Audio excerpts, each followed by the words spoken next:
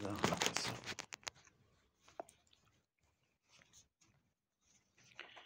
می वजह دوشی में रख सकते हैं.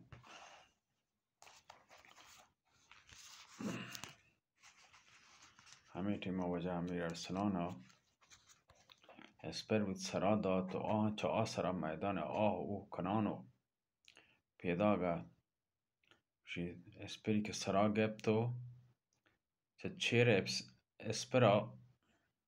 اسپرا چهره پنهان بی رنگ گوشی چه دیما ملک اقبال شاه و آصف وزیر و کل سپاه تمام امیران گوشی چه دیما رب دروت لگتان را درباره دعا کنگا مناجات کنگا حبس دعای پا امیر ارسلان واند امیر ارسلان هم من دلا به درگاه الله تعالی نالتی پریاد کو ای پروردگار روا مکن که در این معرکه گوی خبیثا گوی ده نابکار کشک بون پولا زران چه آسر میدان ہے عربده کشان و چیخ جنان نارا جنان ای نارا چیخان دیهی مدنی اپریتیا زمین پر لرزه وشی درد که و قسم وران روح ابلیسا مدد لوٹگا چه شیطان پرستیا همه ٹیما لوٹی بایا آئے که نزدیک به شیطان آیا مدد لوٹت امیر ارسلان هم امیر ارسلان نامدار چوش شیر پیما گرگا لگه و اسپر پتی پشت کمره جای داد ورسی ای مردان عالم ای خداوند عالم ای پادشاه دو جهان با امید تو یا الله مدد پنجه وشی پلنگ آسای وشی چسک و دستی وتی بند دست وشی نابکاره گپتی در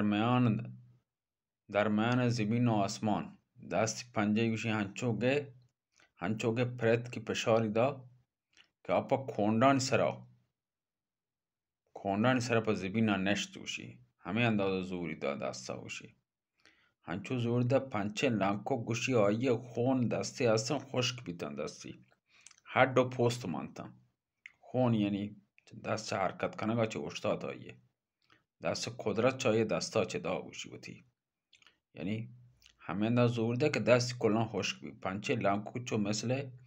کچکه اوش چو مثل خیار پیما وانگای پیما راست چو دماد چا 5 دانه دار پیما خشک و اشتاد اوشی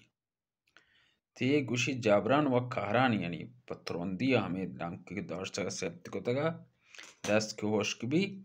چه بازم زور دایگا امیر ارسلانه دست کلم به حرکت بی گوشی دست هر دو پوست سرد که خونه حرکت نیست دست خشک بید و گو همه زیتی و چالاکی با قدرتی که هستی گوشت و پوست آب ملعونه گوشی زهمی گوشی وجه تیگ چه دستا گوشی پچکه آب ملعونه دنی کشت چه دستا چه دری کو همه گرمی گوشی زهمی هنچه نگوشی پسری جت که یعنی زهم گوشی تیگ یعنی لگه پا گروک ورگا هر دو پادانی بیچا چی گوشی درد یک وجه بی گوشی زهم دپا پا خاکا نشت دو پیکر دو ٹکر که بیتگا وشی پولا زره چو دو پارچه کوه دو دانه کوه کشن وسط دو کپ بکنه با زمین ندار بده